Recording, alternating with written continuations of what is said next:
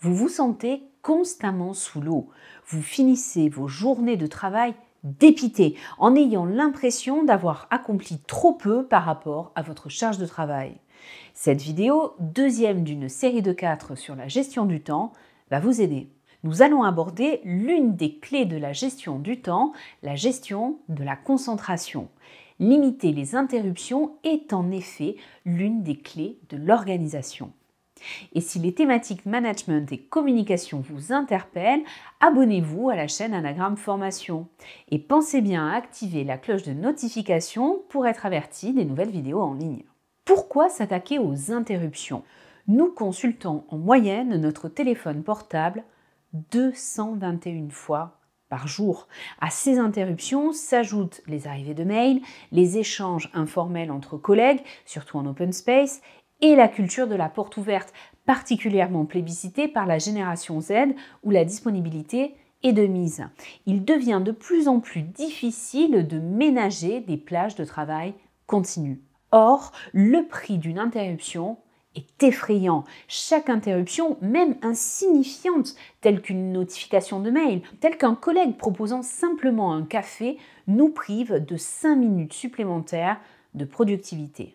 Faites le compte, 20 interruptions dans la journée, ce sont près de 2 heures de productivité perdues chaque jour. Lorsqu'on s'attaque à la problématique de gestion du temps, l'un des tout premiers leviers est donc la chasse aux interruptions.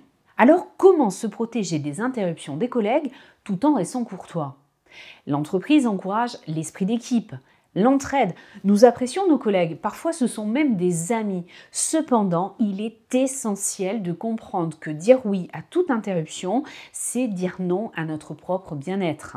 Les moments conviviaux ne sont évidemment pas à proscrire, mais à nous de choisir quand nous souhaitons les intégrer dans notre agenda. Voici quelques astuces pour se prémunir des interruptions de collègues. Si vous travaillez en bureau isolé, fermez la porte plusieurs heures par jour. Ce premier signal montrera aux autres que vous n'êtes pas disponible pour échanger. Vous pouvez également, à la manière des hôtels, installer une affichette « Ne pas déranger » lorsque vous avez besoin de pleinement vous concentrer. Si vous travaillez en open space, des écouteurs ou un casque anti-bruit peuvent être d'une grande aide. Vous interrompre nécessitera un contact physique. Les interruptions seront davantage motivées. Pour échanger avec votre équipe, prévoyez avec chaque collaborateur des rendez-vous hebdomadaires ou bimensuels selon le niveau d'autonomie. Les points à aborder seront regroupés de son côté par votre collaborateur et du vôtre par vous-même pour ce rendez-vous. En procédant de la sorte, vous favorisez également l'autonomie de vos collaborateurs. En effet, l'ultra-disponibilité, parfois portée au nu, peut être totalement contre-productive. Pourquoi? Parce que le risque est que les collaborateurs vous consultent sans avoir eux-mêmes réfléchi au sujet, sans émettre de recommandations. En espaçant les plages d'échange, vous laisserez à vos collaborateurs la possibilité de trouver eux-mêmes la solution à leurs problématiques. À vous de fixer clairement les limites en précisant ce que vous voulez valider et ce qu'ils peuvent valider d'eux-mêmes. Pour éviter de reprogrammer les rendez-vous chaque semaine, réservez dans l'agenda un créneau récurrent par collaborateur. Par exemple, vous verrez Marie tous les lundis de 14h à 15h30. Et si, comme 80% des individus, vous êtes un oiseau du 3e type, cliquez sur le lien ici pour connaître votre chronotype, planifiez vos rendez-vous avec les collaborateurs en début d'après-midi. Vous garderez ainsi intacte toute votre productivité matinale. Mais que faire si un collaborateur insiste et vous sollicite tout de même? Installer ce mode de fonctionnement prend du temps. Par réflexe, certains collaborateurs peuvent continuer à vous interrompre. L'interruption est uniquement justifiée si le sujet est à la fois urgent et important. Il est urgent s'il requiert une réponse dans les 12 à 24 heures.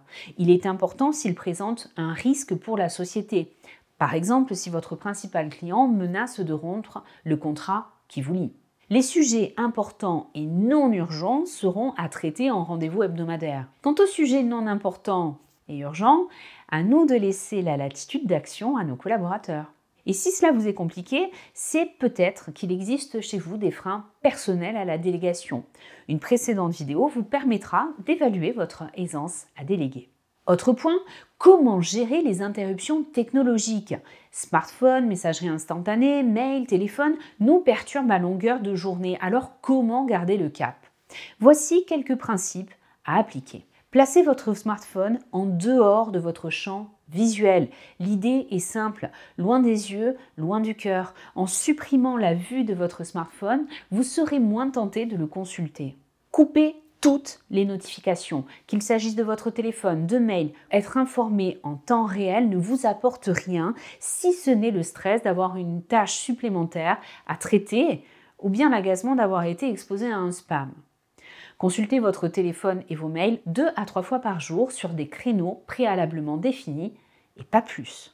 Mettez-vous sur messagerie lorsque vous travaillez sur des dossiers de fond. Rappelez vos interlocuteurs à un moment qui vous convient ou bien fixez un rendez-vous téléphonique. Réservez plusieurs créneaux par semaine de 1h30 à 3h durant lesquels vous vous dédierez au dossier de fond. Vous ne prendrez alors aucun appel, ne répondrez pas aux emails et ne recevrez pas vos collaborateurs. Face à des tâches de fond difficiles, la tentation de consulter les mails ou le téléphone peut survenir. Pensez au temps de productivité perdu et tenez bon, vous serez satisfait en fin de journée. Et le télétravail?